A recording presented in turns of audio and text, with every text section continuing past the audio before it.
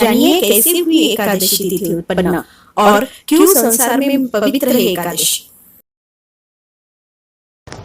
जय श्री कृष्ण दोस्तों, आज मैं वेदों और पुराणों के खजानों से आपके लिए एकादशी कैसे उत्पन्न हुई, क्यों इतनी पवित्र मानी गई है, ये सब की जानकारी लाई हूँ। तो चलो शुरू करते हैं आज का वीडियो। एक बार की बात है, युधिष्ठिर ने भगवान से पूछा, भगवान पुण्यमयी एकादशी तिथि कैसे उत्पन्न हुई, इन संसार में क्यों पवित्र मानी गई तथा देवताओं को कैसे प्रिय हुई। तब श्री भगवान बोले, कुंती नंदन, प्राचीन समय की बात है। सतयुग में मूर नामक दानव रहता था। वह बड़ा ही अद्भुत, अत्यंत रौद्र तथा संपूर्ण देवताओं के लिए भयंकर था। उस काल रूपधारी दुरात्मा महासुर ने इंद्र को भी जीत लिया था। संपूर्ण देवता उससे परास्त होकर स्वर्ग से निकाले जा चुके थे और शंकित तथा भयभीत होकर पृथ्वी पर विचरा करते थे। एक दिन सब देवता महादेव जी के पास गए। वहां इंद्र ने भगवान शिव के आगे सारा हाल कह सुनाया। इंद्र बोले, महेश्वर, ये देवता स्वर्ग लोक से भ्रष्ट होकर पृथ्वी पर विचर रहे हैं। मनुष्यों में रहकर इनकी शोभा नहीं होती। देव को कोई उपाय बतलाइए, देवता किसका सहारा ले। महादेव जी बोले, देवराज, जहाँ सबको शरण देने वाले, सबकी रक्षा में तत्पर रहने वाले जगत के स्वामी भगवान गरुड़ ध्वज विराजमान है, वहां जाओ, वे तुम लोगों की रक्षा करेंगे। भगवान श्री कृष्ण कहते हैं, युधिष्ठिर, महादेव जी की बात सुनकर परम बुद्धिमान देवराज इंद्र संपूर्ण देवताओं के साथ वहां गए। भगवान गदाधर क्षीर सागर के जल में सो रहे थे। उनका दर्शन करके इंद्र ने हाथ जोड़कर स्तुति आरंभ की। इंद्र बोले, देव देवेश्वर, आपको नमस्कार है। देवता और दानव दोनों ही आपकी वंदना करते हैं।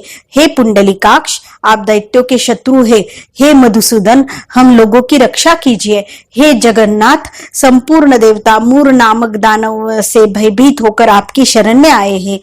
भक्तवत्सल, हमें बचाइए। देव देवेश्वर, हमें बचाइए। जनार्दन, हमारी रक्षा कीजिए, रक्षा कीजिए। दानवों का विनाश करने वाले कमल नयन, हमारी रक्षा कीजिए। प्रभु, हम सब लोग आपके समीप आए हैं, आपकी शरण में आ पड़े हैं। भगवान, शरण में आए हुए देवताओं की सहायता कीजिए। देव, आप ही पति, आप ही मति, आप ही कर्ता और आप ही कारण है। आप ही सब लोगों की माता और पिता, आप ही जगत में पिता है। भगवान, देव देवेश्वर, शरणागत वत्सल, देवता भयभीत होकर आपकी शरण में आए हैं। प्रभु, अत्यंत उग्र स्वभाव वाले महाबली मूर नामक दैत्य ने संपूर्ण देवताओं को जीतकर इन्हें स्वर्ग से निकाल दिया है। इंद्र की बात सुनकर भगवान विष्णु बोले, देवराज, वह दानव कैसा है, उसका रूप और बल कैसा है तथा उस दुष्ट के रहने का स्थान कहाँ है। इंद्र बोले, देव देवेश्वर, पूर्व काल में ब्रह्मा जी के वंश में तालजंघ नामक एक महान असुर उत्पन्न हुआ था, जो अत्यंत भयंकर था। उसका पुत्र मूर दानव के नाम से विख्यात हुआ। वह भी अत्यंत उत्कट, महापराक्रमी और देवताओं के लिए भयंकर है। चंद्रावती नाम से प्रसिद्ध एक नगरी है, उसी में स्थान बनाकर वह निवास करता है। उस दैत्य ने समस्त देवताओं को परास्त करके स्वर्गलोक से बाहर कर दिया है।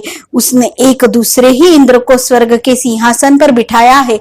अग्नि, चंद्रमा, सूर्य, वायु तथा वरुण भी उसके दूसरे ही बनाए हैं। जनार्दन, मैं सच्ची बात बता रहा हूँ, उसने सब कोई दूसरे ही तरीके से कर लिया है। देवताओं को तो उसने प्रत्येक स्थान से वंचित कर दिया है। इंद्र का कथन सुनकर भगवान जनार्दन को बड़ा क्रोध आया हुआ। वे देवताओं को साथ लेकर चंद्रावतीपुरी में गए। देवताओं ने देखा कि दैत्यराज बारंबार गर्जना कर रहा है। उससे परास्त होकर संपूर्ण देवता दसों दिशाओं में भाग गए। अब वह दानव भगवान विष्णु को देखकर बोला, खड़ा रह, खड़ा रह। उसकी ललकार सुनकर भगवान के नेत्र क्रोध से लाल हो गए। वे बोले, अरे दुराचारी दानव, मेरी इन भुजाओं को देख। यह कहकर श्री विष्णु ने अपने दिव्य बाणों से सामने आए हुए दुष्ट दानव को मारना आरंभ किया। दानव भय से विवल हो उठे। पांडुनंदन, तत्पश्चात श्री विष्णु ने दैत्य सेना पर चक्र का प्रहार किया। उससे छिन्न भिन्न होकर सैकड़ों योद्धा मौत के मुख में चले गए। इसके बाद भगवान मधुसूदन बद्रिकाश्रम को चले गए। वहां सिंहावती नाम की गुफा थी, जो 12 योजन लंबी थी। पांडुनंदन, उस गुफा में एक ही दरवाजा था। भगवान विष्णु उसी में सो रहे। दानव मूर भगवान को मार डालने के उद्योग में लगा था। वह उनके पीछे लगा रहा। वहां पहुंच के उसने भी वो उस गुफा में प्रवेश किया। वहां भगवान को सोते देख उसे बड़ा हर्ष हुआ। उसने सोचा, यह दानों को भय देने वाला देवता है, अतः निसंदेह इसे मार डालूंगा। युधिष्ठिर, दानव के इस प्रकार विचार करते ही भगवान विष्णु के शरीर से एक कन्या प्रकट हुई, जो बड़ी ही रूपवती, सौभाग्यशालिनी तथा दिव्य अस्त्र शस्त्रों से युक्त थी। वह भगवान के तेज के अंश से उत्पन्न थी। उसका बल और पराक्रम महान था। युधिष्ठिर, दानवराज मूर ने उस कन्या को देखा। कन्या ने युद्ध का विचार करके दानव के साथ युद्ध के लिए याचना की। युद्ध छिड़ गया। कन्या सब प्रकार की युद्ध कला में निपुण थी। वह मूर नामक महाअसुर उसके हुंकार मात्र से राख का ढेर हो गया। दानव के मारे जाने पर भगवान जाग उठे। उन्होंने दानव को धरती पर पड़ा देख पूछा, मेरा यहाँ शत्रु अत्यंत उग्र और भयंकर था, किसने इसका वध किया?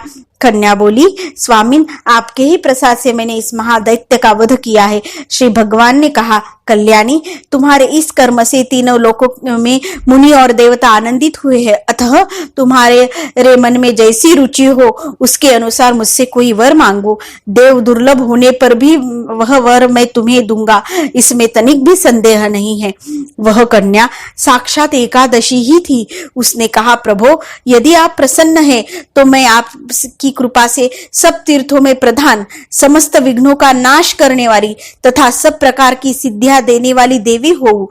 जनार्दन, जो लोग आप में भक्ति रखते हुए मेरे दिन को उपवास करेंगे, उन्हें सब प्रकार की सिद्धि प्राप्त हो। माधव, जो लोग उपवास, नक्त अथवा एक भुक्त करके मेरे व्रत का पालन करेंगे, उन्हें आप धन, धर्म और मोक्ष प्रदान कीजिए। श्री विष्णु बोले, कल्याणी, तुम जो कुछ चाहती हो वह सब पूर्ण होगा। भगवान श्री कृष्ण कहते हैं, युधिष्ठिर, ऐसा वर पाकर महाव्रता एकादशी बहुत प्रसन्न हुई। दोनों पक्ष की एकादशी समान रूप से कल्याण करने वाली है। इसमें शुक्ल और कृष्ण पक्ष का भेद नहीं करना चाहिए।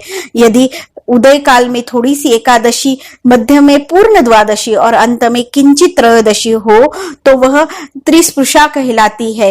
वह भगवान को बहुत ही प्रिय है।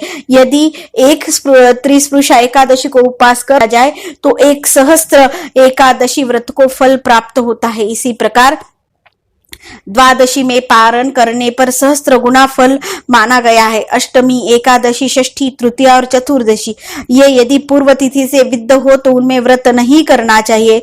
परिवर्तित तिथि से युक्त होने पर ही इनका उपवास का विधान है। जो मनुष्य एकादशी को उपवास करता है वह वैकुंठ धाम में, जहाँ साक्षात भगवान गरुड़ध्वज विराजमान है, जाता है। जो मानव हर समय एकादशी के महात्म्य का पाठ करता है उसे सहस्त्र गोदानों के पुण्य का फल प्राप्त होता है। जो दिन या रात में भक्ति पूर्वक इस महात्म्य का श्रवण करता है वे निसंदेह ब्रह्म हत्या आदि पापों से मुक्त हो जाते हैं। एकादशी के समान पाप नाशक व्रत दूसरा कोई नहीं है। तत्सत श्री कृष्णार समर्पयामि। तो देखा दोस्तों, एकादशी माता की उत्पत्ति और एकादशी करने का पुण्य फल क्या है। तो आगे की वीडियो